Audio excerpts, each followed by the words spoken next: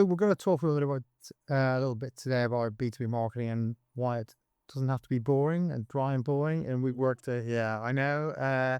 We've worked in B2B marketing for quite a while now, and I guess at Grammatik we make a point of not pulling a kind of pre-baked strategy off the shelf pull a pre-baked strategy out of the oven for every client that we talk to. We try and make sure we tailor something specifically for them.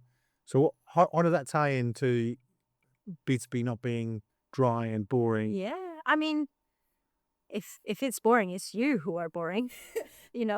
When you're marketing a product, there's a story behind it, and there's a reason what that product comes to life. Uh, it fixes a problem for someone, so there's always someone who'd be interested in that story, and how you present it is key. I think the corporate world has changed so much as well. Like suits were mandatory.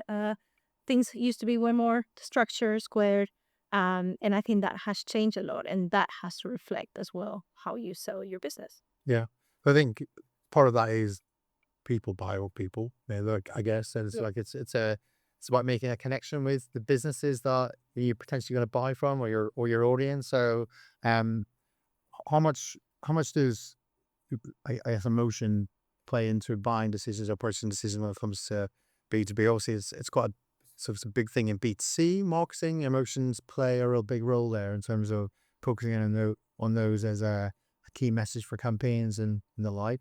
How much does that play into B2B? I'd say the same as B2C, to be honest. In the attention economy, it's harder and harder to grab that, attention span. We have three devices at once, and we consume different things at once. So it's just reaching to those emotions. And again, knowing who your audience is. Start with that. Like, who am I addressing? Who I want um, to put this information in front of, and that's how you find the right way to do it. And again, as you said, like, appeal to those emotions, appeal to those needs, to those, and what do they care about, or how, what are their challenges, what how do they want to impress their managers, for example, or what's a requirement or a change that's coming in their industry that might be a concern to them, and try and use those to leverage the attention, and get that growth and success. Yes, and you talked about knowing your audience and getting your messaging right from the get go, and I guess making sure that you focus in on the benefits of what you've got to offer rather than necessarily the features. I think a lot of a lot of the initial conversations that we have with new clients or potential clients that come to us can focus around where you're not really focusing on the problems you solve versus just the bells and whistles of your product, which maybe no one's quite interested in unless they know what sort of problems it's going to fix for them. So, getting that foundation right is obviously really important. But I guess with the going back to the sort of dry and boring question, there's such a noisy landscape out there when it comes to communications. Making sure that your comms isn't dry and boring is, I guess, really important. Yeah.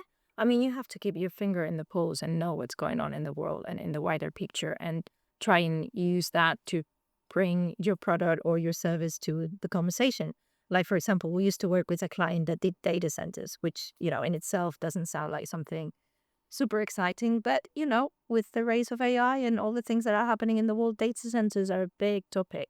And one of the angles we found for them was like, why don't you have a strong opinion on something? And they were really good with that. We did a thought leadership article on how underwater data centers wouldn't be the solution that everyone was kind of saying it was, for, like, a lot of climate implications on them. And we pitched that idea, we landed it, and we got that article out, and that was something that they had in their conversation as well. And that's just with data centers. Yeah, and so you think um with marketing and PR, sort of coming up with a strong position on particular topics, or I mean, I guess it still needs to be aligned to you as a brand. You can't need to stay in your lane to some respect in terms of what you're saying and how you're saying it.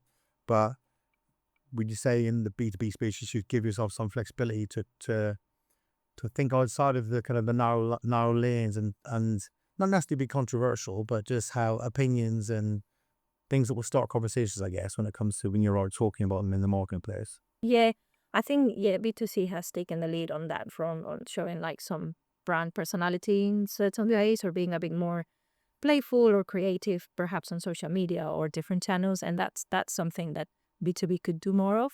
And sometimes brands are really scared to ruffle any feathers, and they're very conservative in how they approach certain messages or opinions. But being brave and being bold is what's going to give you an edge, really. Yeah. And would you say, well, not just about the actual messaging, but also about the medium as well? There's loads of different routes to market now for businesses to go and talk to their customers or potential customers. And the old days of just banging out a press release and hoping you get some coverage and spray and pray and all that kind of stuff. And sort of it's so outmoded now, and there's so many different channels that would you say that the dry and boring element can be negated by the different channels that you use when it comes to getting your message out there? Yeah, I mean, again, where is your audience? What are they reading? What are they consuming? And that's where you should go. If it's on LinkedIn, you should like kind of tailor your tone to that audience. The message wouldn't look the same as it would on Instagram or on TikTok. So obviously, the medium is the message. So Yeah.